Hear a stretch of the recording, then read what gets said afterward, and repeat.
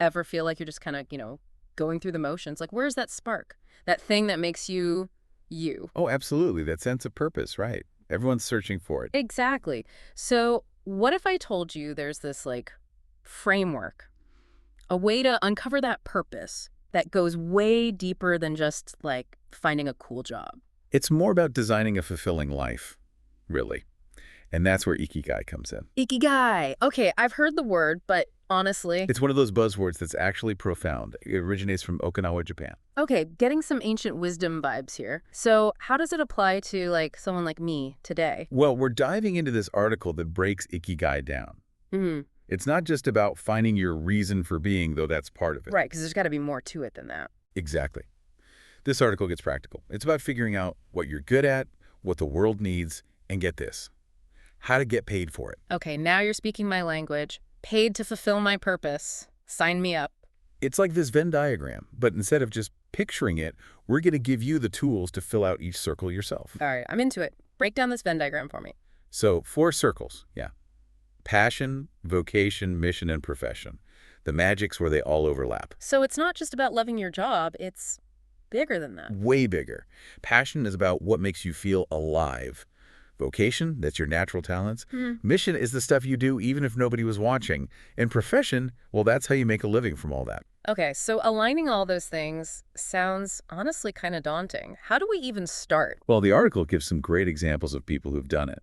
Like Marie, she turned her love of stories into, well, being an author. See, now that's relatable. Who hasn't gotten lost in a good story, right? And that's the thing about Ikigai. It often connects back to what we loved as kids, before life got complicated. So those childhood passions, they're like clues. I love that.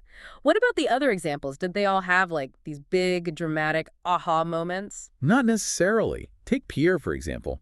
He's that guy who can explain anything to anyone. Oh, I know the type. Makes complex stuff seem easy. Exactly. Turns out, that was his Ikigai.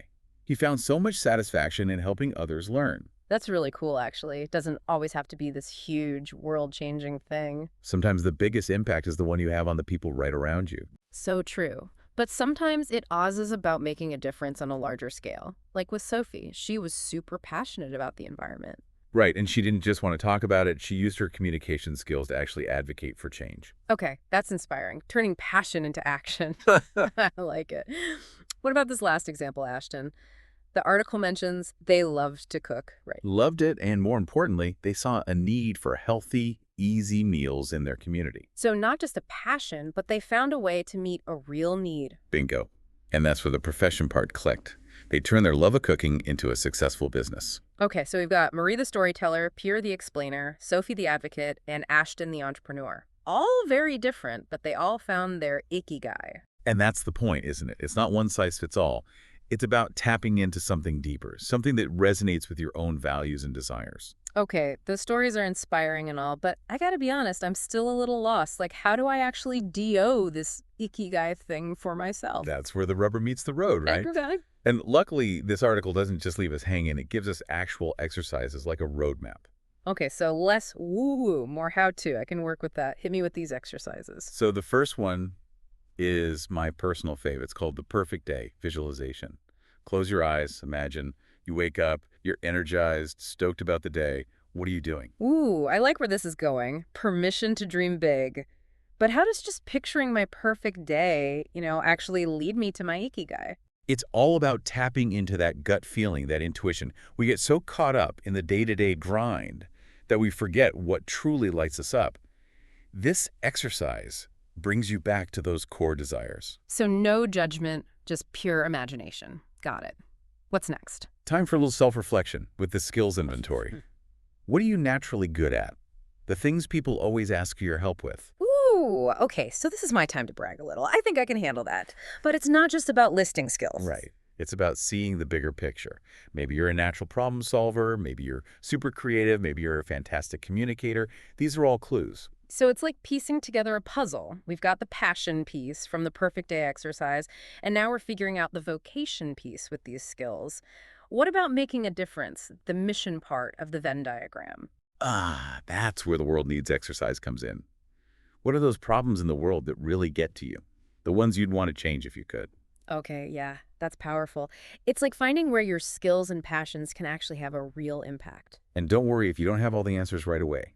Just be open to the possibilities. Explore those areas where your unique skills can make a real difference. It's like that aha moment when you realize, wait, I can actually use my talents to make a difference.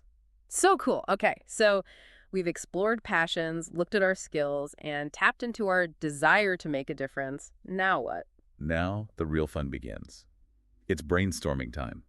Time to connect those dots. Don't hold back. Let those ideas flow. Okay, so we're talking mind maps, brainstorming sessions, maybe some late night epiphanies. You got it. Silence that inner critic and just let those ideas run wild. No idea is too crazy at this stage. This is my kind of brainstorming. Okay, so we've got a smorgasbord of potential paths, but we can't just stay in this brainstorming phase forever, right? You're right. At some point, we need to get down to brass tacks and make a plan. That's where the action plan comes in. Time to stop dreaming and start doing. But where do we even start? It feels kind of overwhelming. Baby steps. Remember, this isn't about turning your life upside down overnight. Just identify one small step you can take today. Something manageable. Okay, small steps, consistency, got it. That feels doable. Oh, before we move on, the article mentioned something really important about the nature of Ikigai that I wanted to circle back to. You're right. This is key. It's not about finding that one perfect answer and then you're done. It's a journey. It's constantly evolving. So it's okay if my Ikigai changes over time. That takes the pressure off. Exactly. Your Ikigai will grow and shift as you do. That's actually really freeing. Okay, so we've explored the core of Ikigai, looked at some cool examples, and even mapped out a plan for uncovering our own. But we haven't talked about the best part. The benefits? Oh, yeah, there are benefits. Mm. And they're not just some vague, feel-good stuff. This is about real positive change. Okay, spill the tea. What are these life-changing benefits we're talking about? Don't hold back. So imagine this. You're waking up every day feeling energized, excited to get to work, not because you have to, but because you genuinely want to. Okay, I can get behind that. But that's like a dream world, right?